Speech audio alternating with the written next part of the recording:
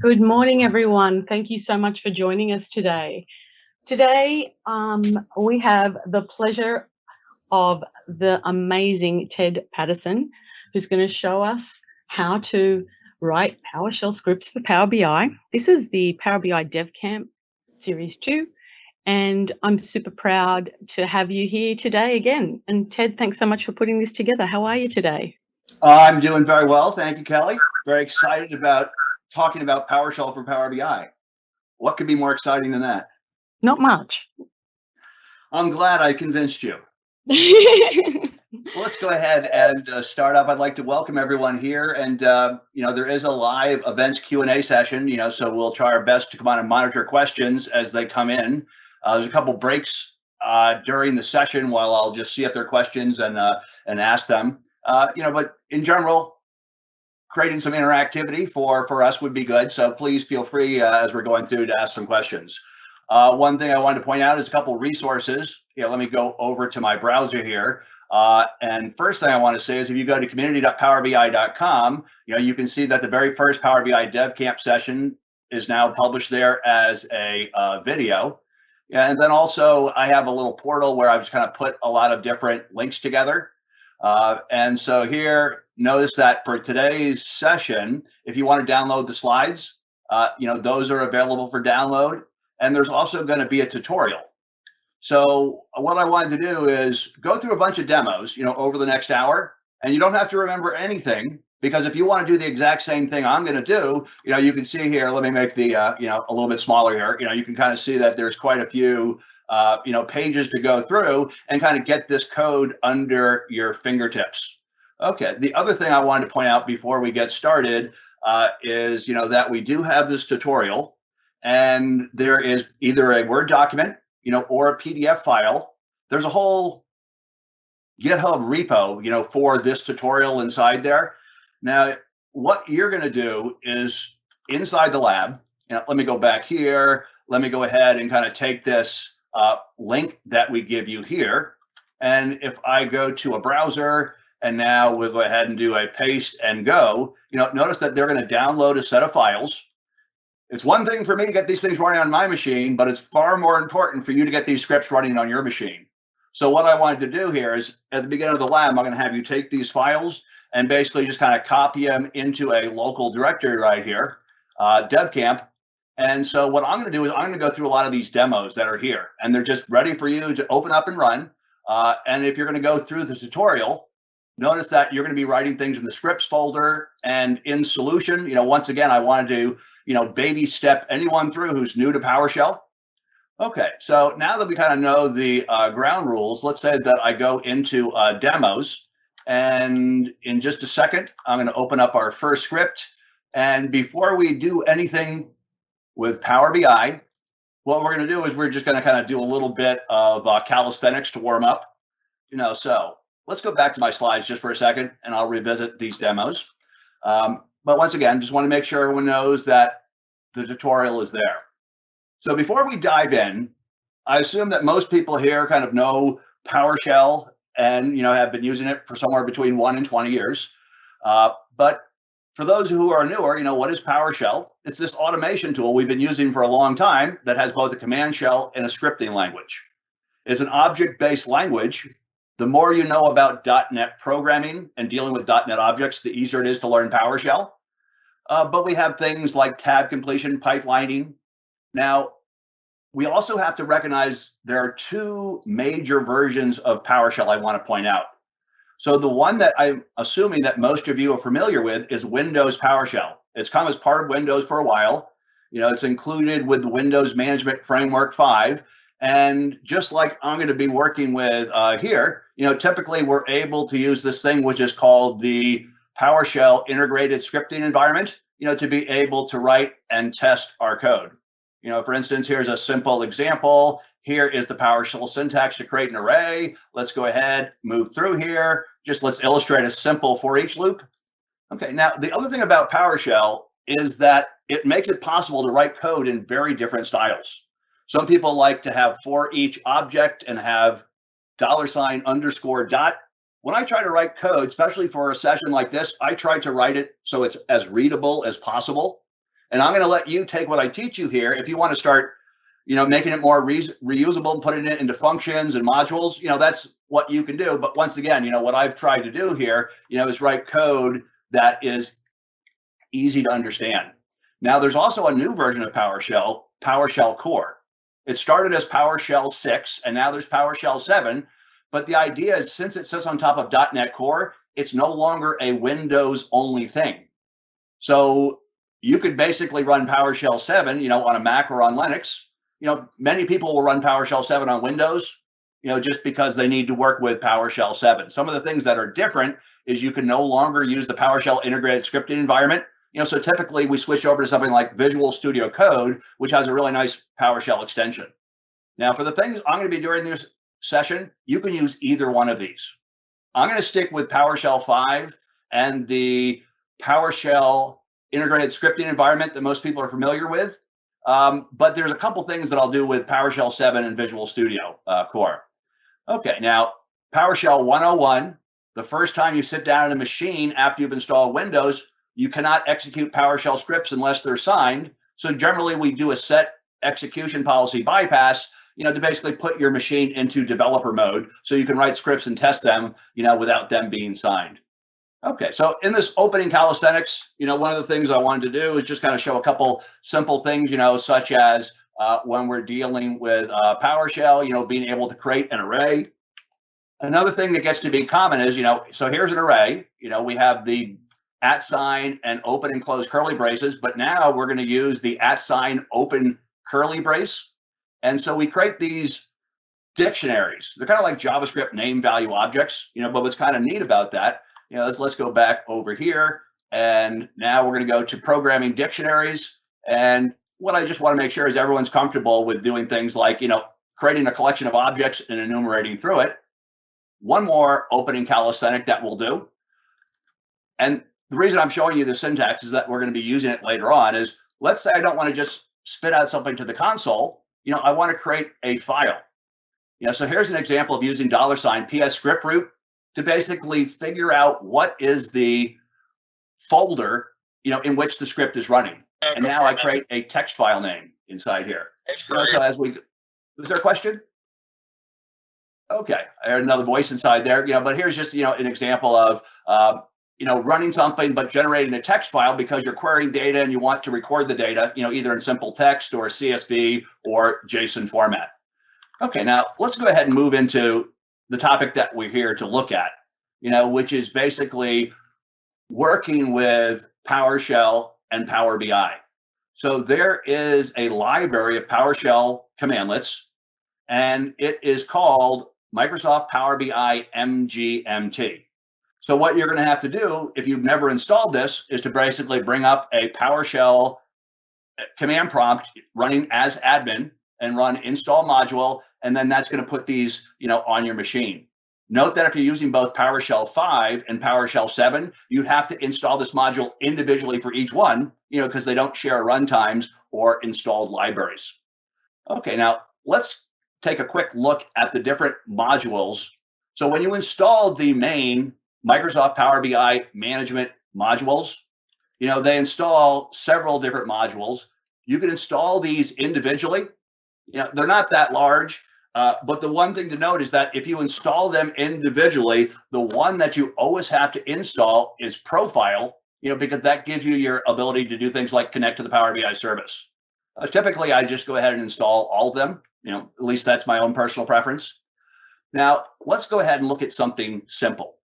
Okay, now, the other thing is when you go through the lab, one of the things that you're going to need is you're going to need to have some type of Power BI test environment. So I just created, before we started here, about half an hour before we started, I created a new Office 365 trial, where you get E5 Office 365 licenses, which gives you Power BI Pro. And I'm going to be running as this user. I created another user for some of the demos that I'm going to run right here. Okay, and then also we have a Power BI environment. So if you're going to do these labs in your own environment, you need permissions to be able to create workspaces. You need a Power BI Pro license. If you're going to do the labs at the very end, you're also going to need to have permissions as a Power BI administrator. Okay, And so, one of the things that we point out in the lab here is that, if you don't have an environment that you feel good about trashing because you want to just start hacking PowerShell scripts, we've provided a document here, how to basically, within 5 minutes, 10 minutes tops, to create a trial environment where you'll have up to 25 users with Power BI Pro licenses for 30 days, so you can do all the trial. And that's what I'm going to be using, as we go through this demo. Okay, so let's go ahead. And now we just want to talk about logging in. So let's start by logging in a user interactively. So we have the Power BI, the Connect Power BI service account. Now, note that I'm going to go ahead and run this right here. And as we run the script, it basically asks the user who's running the script, to basically log in right there. So now we're going to have this particular interactive login, and things look great. Okay, well, let's say that I'm going to be running this script 200 times over the next hour, and the last thing I want to do is put in my username and password 200 times. So what we can also do is let's go ahead and see login user unattended. So now what we're able to do is put a user and password. Here's some kind of programming geek stuff you have to do. Convert to secure string. We create this thing, which is a PS credential. But now when we call Connect Power BI service account, we can pass a credential, that basically has baked into it the username and password. Okay. Note that this can break down in certain scenarios. Some types of environments don't allow this type of seamless login. If multi-factor authentication is turned on, it can break. But once again, you're looking for, typically dev scenarios where you're looking to kind of, create the convenience of being able to hard code the username and password inside of your script. Okay, so we've just basically seen, how we can connect interactively, and then how we can connect, with basically unattended execution. Okay, let me see if we have any questions here. Could you please paste these links in to the things you were just talking about? I think I'll probably have to do that at the end of the session. It would just be a little bit too distracting, but I'll make sure that everyone gets all the links, inside of this chat. Anyway, feel free to put questions in the Q&A, and each time we kind of hit one of these breaks, I'll come pick up the questions. Okay, so now the next thing we'd like to do is we'd like to create new workspaces. So it gets to be very easy because there's a new Power BI group commandlet, and all you have to do is pass it the name. So let's say we go back here, and what I'm going to do here is let's go ahead and call create workspace. Another thing is that you can call Connect Power BI service account, but once you call it, when you run the script, what's kind of neat is in the PowerShell ISE, they cache things, including your connection. So if you don't like logging in, log in one time, comment it out, and then we can just basically run this right here. So what we're going to do is we're going to create dev camp labs, as the name of our workspace.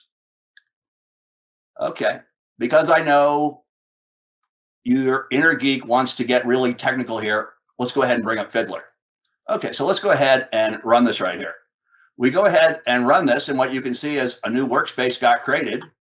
If I go back here, into Fiddler, you can see behind the scenes what's happening. There is a, let's go ahead and note that if I just look at raw, there is a request that comes in.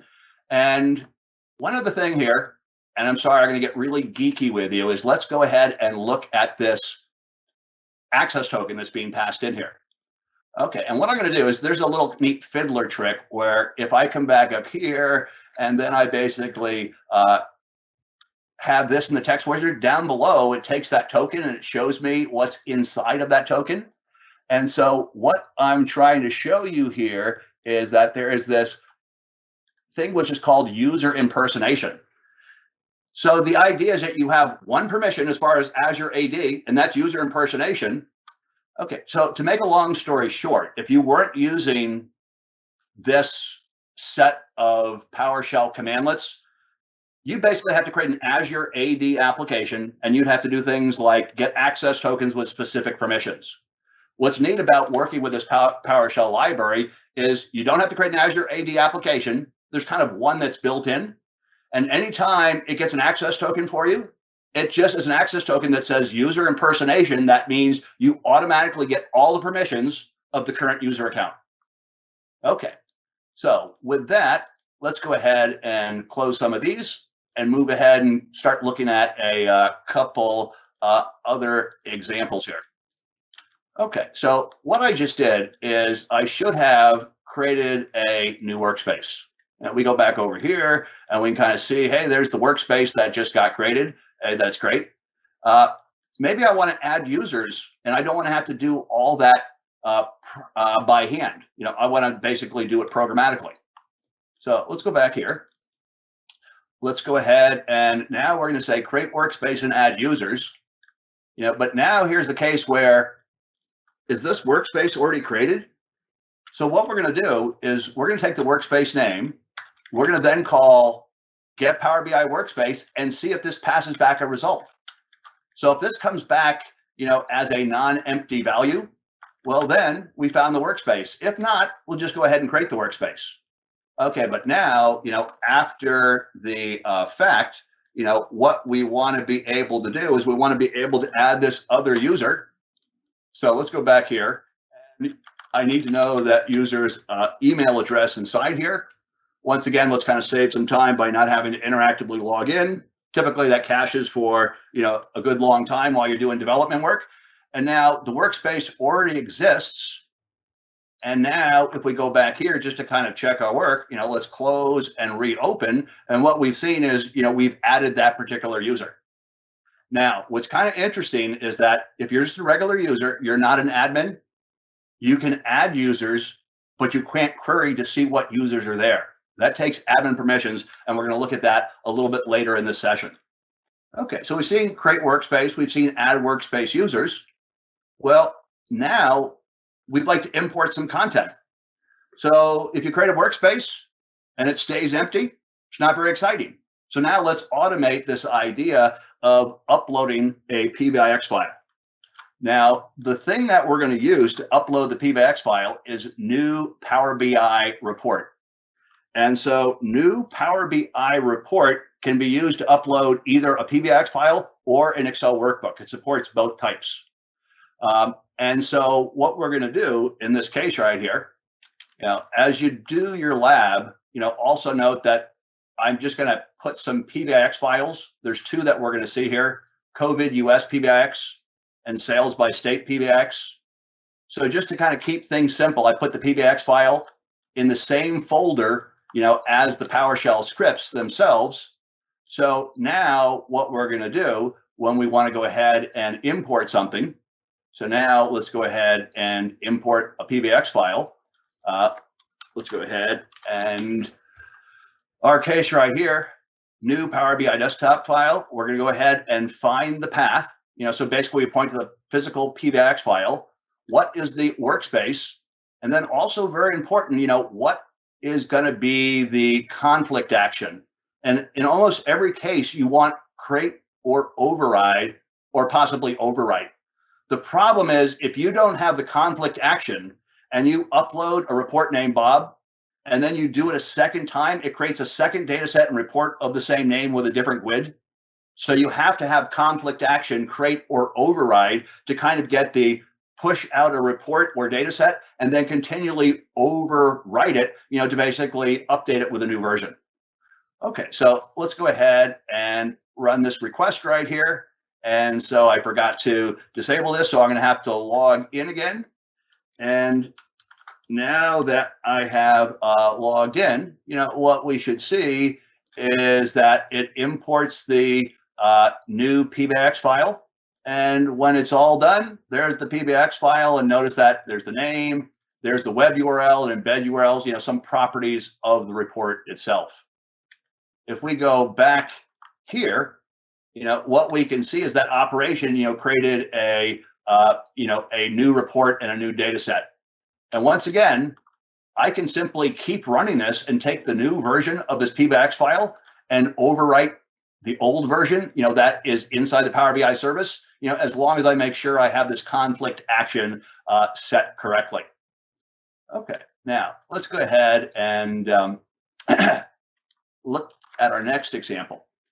And our next example is going to be, let's say that we have a report with a data set in Workspace 1, and we'd like to move it over to Workspace 2. Okay, so for instance, let's say here we have DevCamp Labs, and now I'll create a second one, and this one will be called, my new WS. And so we'll go ahead and choose Save. And so what we'd like to do is we'd like to take that report and data set from one workspace and move it over here to this other one. So what I'm going to do is I'm going to open up a new one. And so this one is copy report to new workspace, DevCamp Labs. What is the target workspace inside here? So notice that we're going to get information about both workspaces. Okay, and then we have to make a call to get Power BI report. Because what we're going to do is we want to call export Power BI report, but I have to know the GUID of the report ID. So I can go figure out and copy GUIDs inside. I just, like it better if I just have the friendly name and I resolve into a GUID at runtime. That's what this report is doing. Now, also, let me open this up and let me go, into demos right here. Let me go ahead and run this. And this time, when I run it, I want to demo, one of the things that's going to be happening, and that is that we're going to be creating a new report inside here. And I didn't do a very good job of showing that. Okay, copy report. But the important part there, and I think that's because I'm in the totally wrong place. Okay, give me one more chance to get this demo right. Okay, so let's go back here. Let me go ahead and comment that out. Let's go ahead and run the script one more time. And what we should see, as this script is running, it's basically downloading the PBIX file from Workspace 1. It's now going to upload it to Workspace 2 and then delete the temporary file. So unfortunately, there's not a better way to move a data set, from one workspace to another. I think a year or two from now with the XMLA endpoint and what it's going to add, there's going to be much better ways to do it, but downloading and uploading the PBIX file, is still considered, the best way to move something like that. Okay, now let's go ahead and keep moving through here. So the last thing we're going to see in this section is a call to get Power BI dataset. And what I want to show here is that I can call get Power BI workspace and pass the name parameter, and that will find the workspace. For some reason, get Power BI dataset, the name parameter doesn't work as I would expect it to. So what we're going to do is we're going to get all the data sets in my workspace, and then we're just going to use where object and say where the name equals the data set. But what I want to show here is that it's a simple commandlet to call, get Power BI dataset, but we need it because we need to figure out in situations that we're going to look at in a second, how to figure out what the data set ID is. Okay, so now let's go ahead and see if there are any more questions. So this may be answered later. I don't want to forget it. Is it possible to use PS to retrieve a list of users a report has been shared with? And that is not yet available. We as the product team know very much that that is a gap in the API. So we're working towards getting some things inside there. Okay, now let's keep going.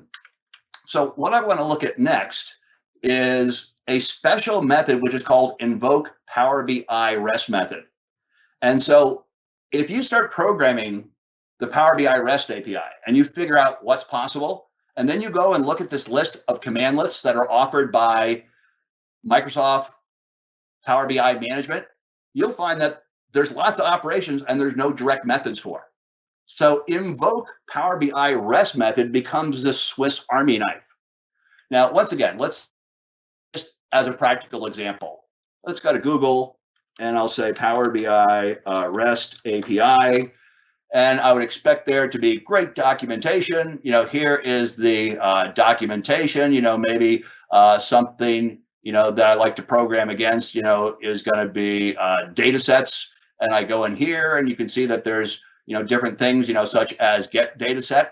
So there's a URL, and then sometimes there's bodies that you have to put together for an HTTP request.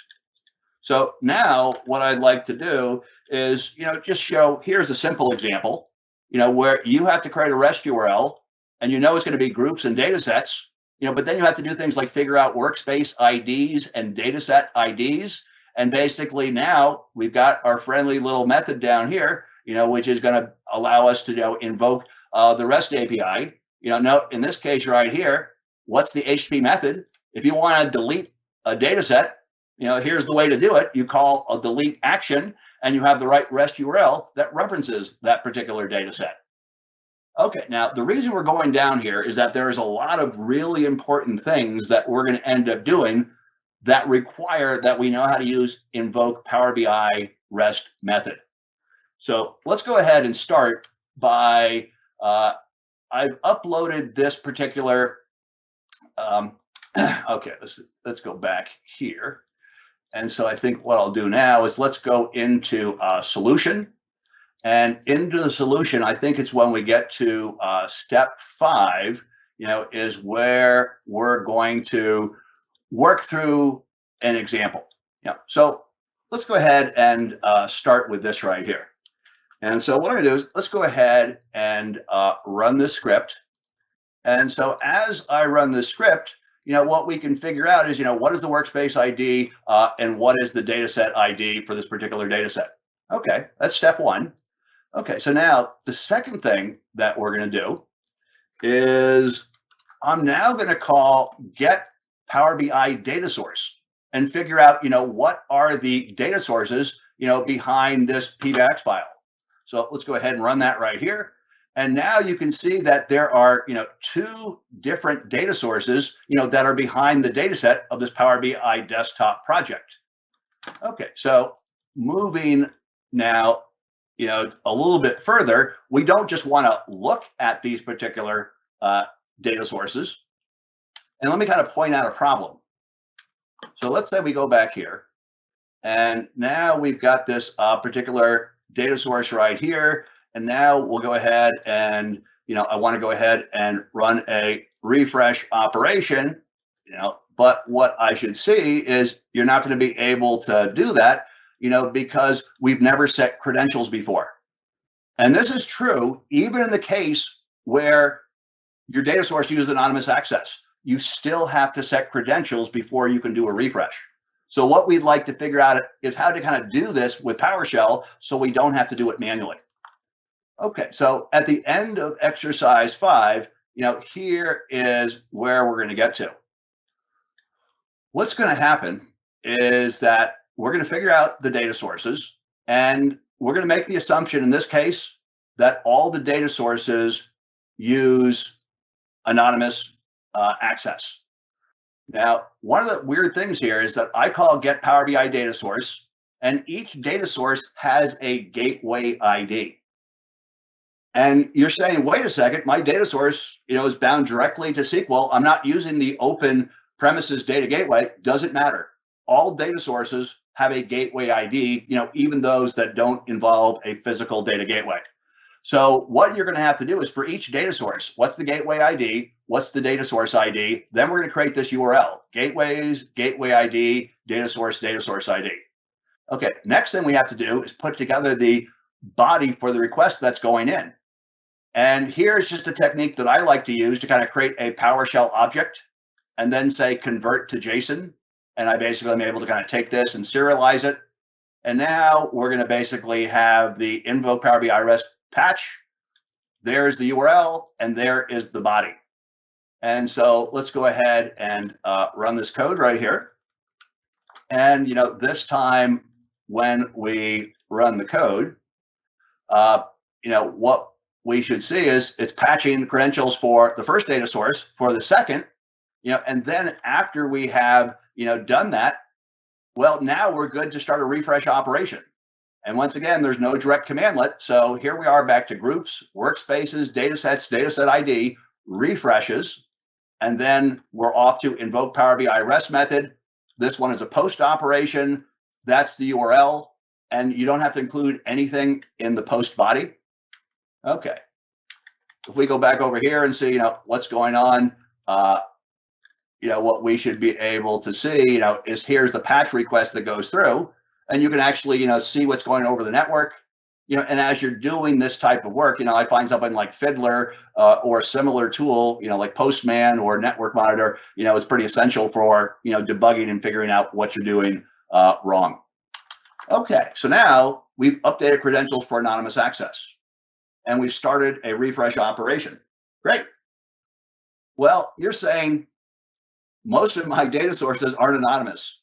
So let's look at typically, how we deal with something like the one for SQL Server. Now, in this case right here, once again, I'm going to kind of run through demos. That's going to parallel the steps that you will do in the lab, this time in exercise 6. So let's go ahead and open up this first one right here. So in this case right here, we have a second sales by state PBIX file. And so this has a SQL data source. And so what we'd like to do, and I need to baby step through this, is, we're going to kind of start out by just having you upload the PBIX file. And when you upload a PBIX file and its data source has never been, configured with credentials, it can't refresh until you work through that. Okay, so we're going to go ahead and, get the Power BI dataset information. Now, second thing that we're going to do is that now we're going to move through each of those data sources, and there's only going to be one, but still I had a for each loop just in case there's multiple ones. But now what you can see is we're doing the exact same thing before, except this time the body of the request is going to look a lot different. So let's go ahead and now run this right here. And now that I've run that, something is not working. And I realize that I have a small typo right here. Okay, let me go ahead and run that one more time. And could not find that particular file. Okay, I understand why I'm in that problem. Give me one more second, I'm sorry. I'm going a little bit off the rails here, but the problem is I'm running this out of the solutions folder and it doesn't have the PBIX file inside there. Okay, so forgive me. Sorry for being distracting. One more time, let's go ahead and run this right here. But what we're going to see is that now we have the code that not only uploads the PBIX file, but now is also going to go through the process, of patching the SQL credentials. And if we go back here and we look one more time, at, what have we done? And you can kind of see that now, here is the raw request that's going through. You had to build the URL, you had to put together the JSON, to patch those particular credentials. Okay. Now, you see how to patch those, which is basically, I've showed you two examples, patching anonymous credentials and passing SQL credentials. Now, the next thing we're going to look at is importing a data flow. Now, I wanted to show import data flow because it's about the hardest example I can show. So the problem with import data flow is you have to take a model.json file and upload it, and you cannot use new Power BI report. And the other thing is that you have to put together a body, which is based on something which is called multi-part form data. And kind of the long and short of it is you cannot use Invoke-PowerBIRestMethod. You have to use the generic Invoke-REST-method. But up here, what I want to point out is for situations like that, when I connect to Power BI, through Power BI Service account, I can get the access token. So while I can't call, through the Power BI mechanism Power BI still gives me the access token that has all the permissions I need so that I can go ahead and succeed. And once again, let's kind of look at the before and after. So let's go back here. And so in our case right here, if I go to demos, and now we're going to go to import Dataflow. If we go back to my site, and inside of my particular DevCamp labs, let's go back here.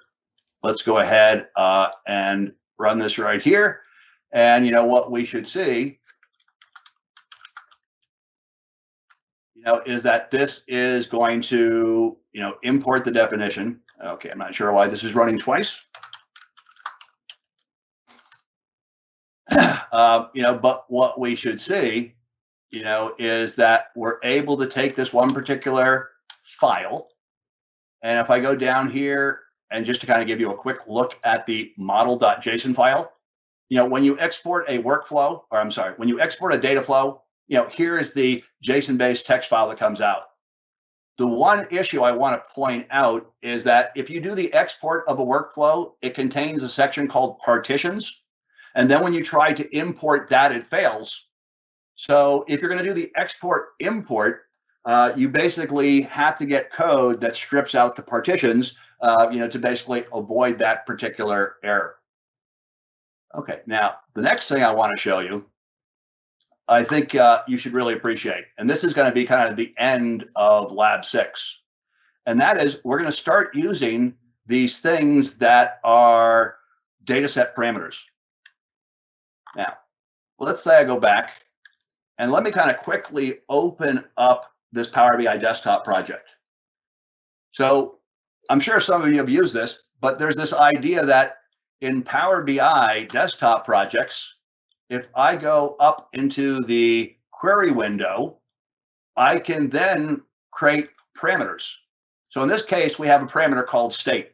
And by default, I set it to California.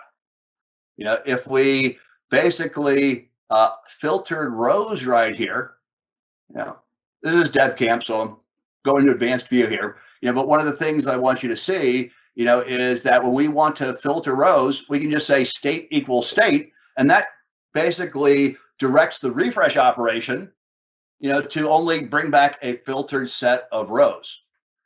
Now, what's kind of neat is if I have this particular project and I change the state and run a refresh operation, well, that's great because I can basically just change what's in the underlying data set. So now let's go and look at what I'm going to have you do in the lab. So notice that sales by state, the default parameter value for state is California. So now what we're going to do is we're going to use an import name. And the idea of the import name is when I say new Power BI report, I did include the name in my previous example. If you don't include a name, it just uses the name of the PBIX file that you're importing. But now I want to include a name because I want to upload the same PBIX file multiple times, each with a different name, and basically set different parameters. Okay, so going back here, notice that we have state of California. That's great. I can open it up, and I can see that, there is the state of California. You can see I've just now created this new environment because it's asking me these obnoxious questions. Okay, so now let's run this script a second time right here. And this time, what we're going to do is we're going to give it a different name, but use the same PBIX file, but now we're going to update dataset parameters. And once again, this gets to be one of these kind of low-level things where you have to put together a URL with group datasets and then default parameters. And then for the body, I'm going to have update detail. And then here, for each parameter that I have, I need to have this collection with the name of the parameter state and the new value, which is put inside there. And then we're basically going to invoke the rest method. And then at the very end, we're going to trigger a refresh. And so if I go back here and we kind of take a look at Power BI DevCamp, hey, there's the state of Florida. There's the state of California. Let's open the one for Florida. That's looking good. And once again, one of the things that I'm trying to demonstrate is we only had to create one PBIX file, but now let's go ahead and switch this to Texas and switch the parameter value to TXT. And now we'll go ahead and run this, and it uploads it with a unique name, changes the parameter value, and then triggers a refresh. And what we can see is, right after it's done, there is the sales report for Texas. Let's go ahead and open it up. And you can kind of see that, it's not the only, way to go about doing a templating technique, but I've seen lots of companies use this and, give them a lot of deployment flexibility. And so here I changed a parameter that affects the filtering for a refresh. There's lots of other things that you could do, as well, such as changing connection strings, and things like that. So now you see that. Let's get back to the slides, and let's see. Maybe I'll take a couple questions right here. Does it need Power BI admin rights to run PowerShell Cmdlets? That's the question, and it leads into this next session: executing administrative cmdlets. So we'll get to that in just a second. And can we use PI to pull a list of users, internal, external, from an app? Unfortunately, all we can really do is get the users who are members of a workspace if we have admin level permissions. So unfortunately, there's no APIs or PowerShell support to figure out who has been added as a member to an app or who has been shared a report. Like I said, we've been getting a lot of feedback on that, so it's pretty high on the priority list, to basically close those gaps in our API. Okay, now, next thing we want to look at is running commands at organization scope. So there are some cmdlets, like Get Power BI Workspace and Add Power BI Workspace User, which allow you to put a scope parameter in place. Now, once again, let's go back here, and I'm going to take you through, what you're going to do in Lab 7. So I'll go into Solutions, and let's kind of start part 1. So in this case right here, what I'm going to do is I am going to call Power BI Workspace, but this time say scope equals organization. And the idea is that once you do that, you've kind of flipped this admin switch. Without that, you're only going to see workspaces in which you are added as a member, either as an admin or a contributor or a member or a visitor. But once you say scope equals organization, you can basically see everything. If you have deleted workspaces, you'll be able to kind of see them with that here. You can probably see, some of these ones I deleted. So this is just basically a way to say, let's put a filter in and only show me those workspaces, that are still active. And there is a type property right here. And for V2 workspaces, the type comes back as workspace. For V1, the type comes back as group. And for personal workspaces, it comes back as personal group. Okay, that's kind of neat. But now what I want to do is let's try something a little bit different. And this is what you're going to do as you work through the lab. And so when you call Get Power BI Workspace and you say scope equals organization, we can also say, I would like to include a couple collections. So I can say, I want to see a list of dashboards or data flows or data sets or reports or workbooks. So I'm going to say all here. And so, as you work through this, what we're going to have you do is basically running as admin, basically figure out a way to come up with an inventory report. So here's kind of our starting point, where we've said basically get Power BI Workspace, scope organization, and include all. Now, just so you can see this, let's go up here, and here is my workspace object. And if I say /users, hey, I can see who the users are. Likewise, if I want to see, the reports or data sets, or dashboards, I'll be able to, see those here as well. Now, remember that you have to be a Power BI administrator to be able to run these. The two ways to become a Power BI administrator is one, to be the global tenant admin, or two, let's say I go to our buddy James. And so what we're able to do is basically say, we'd like to put this user into a role, and we'd like to put this user into the role and show all by category. And somewhere down here, and I'm not finding it very quickly, it's changed, Power BI admin and change. And then, so in some companies, they don't want to give you tenant admin permissions, but they can give you Power BI administrator permissions. And that's what you need to run this. So for someone to be able to get a listing, of all the assets, inside of a particular workspace, and here's kind of the solution for Lab 7. We're going to have you go to a particular workspace, and basically now you can see that you can just for each your way through, and whether you want to put this into a text file for your report or write it to a database or what have you, it just kind of gives you an easy way to kind of see what assets are in what particular data sets. Okay. So now that we've seen that, there's one more thing that we're going to look at, which basically is going to involve you requiring administrator permissions. And that is, we want to be able to export activity, in our Power BI workspace right here. Okay, now what I'm going to do is I'm going to go back and I'm going to look at your exercise 8 right here. So let's kind of start with this. A little tricky PowerShell code, days back. How far back do you want to go to get the history? I want to go back 3 days.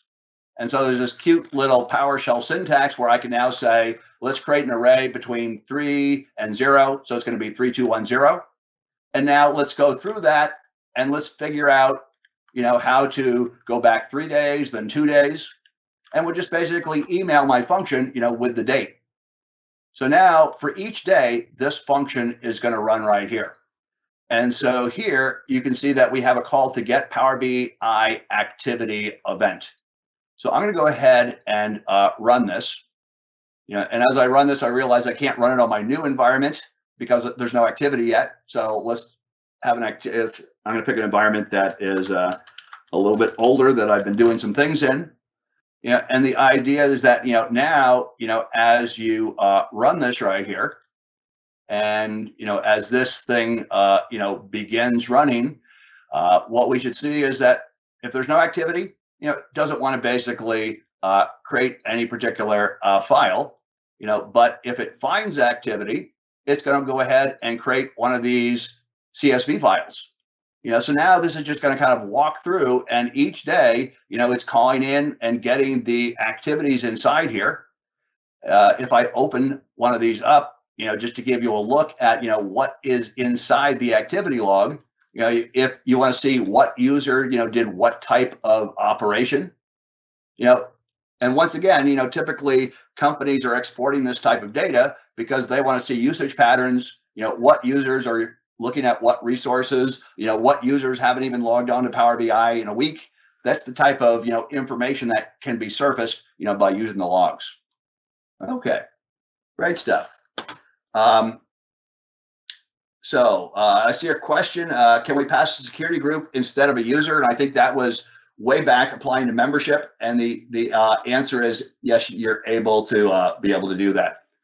Okay, now there's 2 more sections we want to look at. And one is going to be running scripts as a service principal. So quite often companies come to us and say, we have users, but we don't want user identities running our scripts. We want to run them as a more generic application identity. And so we can do that. But unlike user-based access, if you want to use a service principal, you do have to create an Azure AD application. We're going to use the exact same PowerShell Cmdlets, but only user-based access allows you to do it without creating an application. There's also a tenant level setting that you have to enable, and I'm going to show you that real quick. Now, the important service principal limitations. Unfortunately, service principals cannot run admin API operations. That's another gap that we, are trying our best to close. We're going to make some advancements over the next 6 months in our first wave. But today it's important to understand that if you're a user and you have admin permissions in Power BI, you can do more than service principals can. In general, service principals can create new workspaces, then they're the owner, the admin, and they can access existing workspaces, where they've been added as a member. Now, just to kind of show some things here, let's say that I want to get the service principal running. So let's see if I can do this fire drill real quickly. So step one, would be to, go into Azure AD. And what we have to do is we have to create a group. And I'm just going to create a group which is called Power BI Apps. Okay, after you've done that, step number 2 is back here in Power BI. If I can remember how to get to the admin portal and then the tenant settings. And then way down here in tenant settings, there's going to be developer settings, which is initially turned off. So you have to allow service principals to use Power BI APIs. And then we're going to add that Active Directory group inside there. Now, once we've done that, our next step is to create an Azure AD application. And once you create the Azure AD application, it's going to have an application ID. And then you basically create a either a certificate or an app secret. Yeah, but the idea is, I've already created that, and I've created the group. I've configured it at the tenant level to allow service principals who are in that group to talk to the Power BI service APIs. Note that that doesn't really give them any permission, except they can create new workspaces and they can get access to workspaces that you give them access to. But the service principal cannot fish around the tenant and figure out what workspaces are there. Only a user running with admin permissions is able to do that. Then we create the application. When you create the application, you configure it as type equals web, so it's a confidential app. There's not going to be a redirect URL, but you need to add a client secret. And then the other thing that confuses people is you're going to take the security principal and add it to a workspace. You're not going to need any permissions. And if you add permissions into that Azure AD application, they're not going to have any effect, because service principals today, never benefit, from having permissions. They benefit by being a member of a workspace. And they're kind of working on adding them, as an admin member to things like capacities and to things like, a data gateway. Okay. And so once we've done that and we've got our app in that group, then we add it as a member. So one thing that we might want to do, so for instance, if I come back here and I go to my particular workspace, okay, and then in this particular workspace, let's go to access, and I say and so it can find my app ID, and it can add that inside here. That works just fine. However, there's one thing that's a little confusing, and that is, let's look at the PowerShell. If I want to add my service principal, as a user, let's go back here. I got some service principals. And so here, I've got this DevCamp Labs. And now I can say add Power BI workspace user. We're going to say scope equals organization, workspace ID. But now we're going to say principal type equals app and service principal ID. So that is not the app ID. If I go back here and we go back and we find our app, you don't use this. You use this to log in, but you don't use it to configure permissions. Instead, the service principal ID, one easy way to find it is go over to the right where it says manage application in this instance, drill inside here, and that is the object ID. So it's kind of the tenant specific. And the idea is that you're going to add this inside here. Okay, and now that we have done that, let's go ahead and run this and turn something forbidden. Okay, somehow, let's try this one more time. I think I was putting it into that other workspace. So now let's go back into, I'm sorry, my other tenant. Okay, I have tenant schizophrenia. I apologize for that. But now that we've kind of run the operation, let's go back here one more time, and what we should see is if I close and I reopen that one more time, let's go to access. You can see that now programmatically I've added, the service principal inside there. And then I will run one more piece of code here, and that's log in as service principal. And when I say log in as service principal inside here, what you're going to see is that there's the tenant ID. This is the application ID, not the service principal ID. So once again, when you're logging in or authenticating a service principal, application ID. When you're setting permissions on something so service principal can use it, it's service principal's object ID. But now if I go ahead and run this right here, what we can see is that now the service principal, can see any workspace that I've added him into. I'm not sure what pronoun the service principal uses. I guess I said he. But now let's go ahead and final thing I want to show is, let's go back to one of my workspaces right here, and let's go to the Access tab, and let's go ahead and, remove that. And once again, let's go back here and run this one more. And now you can see that this guy, is only going to get access to the workspaces, that I have given him access to. Okay. So, hey, Ted, I just wanted to do a quick time check. We've got about 3 minutes left, and we have about 20 or 30 questions. So, okay. Time check. Tell you what, I have one more section, but I can talk through it in about 1 minute. Perfect. So here's a slide right here. One of the things I wanted to talk through is if you run a service principal, one of the things we see with a lot of our customers is that they want the service principal to be able to upload a PBIX file or go to an existing data set and refresh it. And the issue is if I, as a user, upload a PBIX file, I am the data set owner, what's called configured by property of the data set. And only the configured by owner can refresh it. So in order for the service principal, to be able to perform a refresh operation, one of the things it has to do, is to do a takeover operation. But now the problem is once you've taken over the data set, the other user's credentials don't have any effect. So after taking over the data set, the first thing you typically have to do is refresh the credentials. So now that data set has credentials that are owned by the service principal, then you can trigger a refresh operation. Okay, I thought that was the last section, but one more slide here. And that is that in addition to the cmdlets that we looked at now, one of the things that's come out, into public preview over the last couple months is a new cmdlet library for on-premises gateway. So what you can see here is that this allows you to do things. If I just kind of point to the, the real high value one, install data gateway, so there is PowerShell that allows for, completely silent, unattended installations of a data gateway, on a VM or on one of your machines. One other thing I have to point out, unfortunately, is that this only supports PowerShell 7.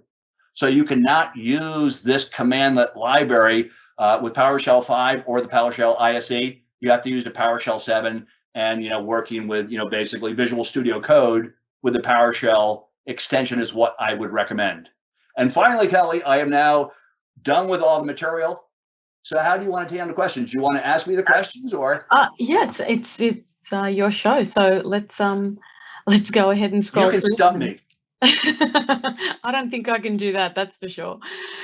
We've got a few questions about, is it possible to run user activity within Dataflow and have an incremental refresh set up for 1 day? Getting bearer token for my admin account is not possible as we use OKTA third party and I'm having to copy and paste the bearer token every day. Can this be automated? there was a lot there. I'm seeing, okay, so is it Mhm. possible to run get user activity within Dataflow? You know, and there's another thing, like we've only got about a minute left and we've got about 20 or 30 questions. So I'm thinking, should we direct folks to the community as well? So maybe just post on the community blog and then you'll be able to answer them there. What are your thoughts on that? So let's say I go to community.powerbi.com inside here. And now we go and we find those wonderful forums that we have inside here. Yeah, let's go. Yeah, so I think developer, you know, we probably, where would you put your PowerShell questions? Scroll down and let's go to your blog. So let's keep it all together. If you go to the webinars area, scroll down a little bit more. There we are, webinars and video gallery. And then if you go to, once you select that, yep, and then do recently posted, it's on the left-hand side. Yep, there we are. And then you'll see that there's your first series there. So if you select that there, it'll have links. It'll take you, number one, to the first one. And then, you know, we can either ask questions here or in your other blog post, which you just recently posted, I believe. So it's up to you. Let's have a look. We're doing this on the fly. Sorry, we're doing this on the fly, folks. Okay, and let me just go here. I'll go to your blog. I think where you posted the recent instructions. I'm just going to that now. It's loading. I apologize. That's the hold music. And I can also, I'm not sure if we're able to put out a new blog yeah, this week, and I could supply the links to everything, and then that would be a place that people could hang questions off. So if I can work with you to get something up, you know, I can certainly put something together easily. You know, so I think if we just ask them to look at the community blog for the post that comes over the next couple of days. Yeah, we've got a couple here. We've got the DevCamp session, in this DevCamp session, which was on 9/14. I've got your blog post here. Let me just give you that link, and then you can keep all the questions within that if you'd like to do that. I just put that in the, oh, it was the webinar one. Here we are, and that is the developing for Power BI using that's a .NET Core. We want the PowerShell one, sorry. I'm just looking for Ted's one here. Here we are. Was that your latest update, Ted? Yeah, I think it's the latest blog post I put out. That's correct. Okay, awesome. And I think that's, okay, great. So you can either start a thread or you can go to this one. What would you prefer, Ted? I think maybe just going to that one seems like we could put something in and give them something now. Okay. Just in case people have questions this afternoon. Yeah, I think that'd be great. And then what I can do is I can copy and paste the questions from this event and put those into that blog post. Or folks, if you'd like to, let us know. So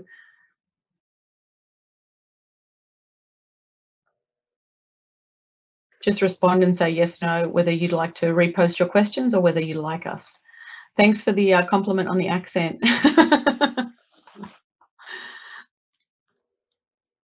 Okay, so we'll just we'll copy them all just in case, and then you know, we'll save everyone the trouble, and we can answer them there. But I think that's all the time we have today, Ted. Sorry, and sorry everybody. I know his content is fantastic. We learn so much every time.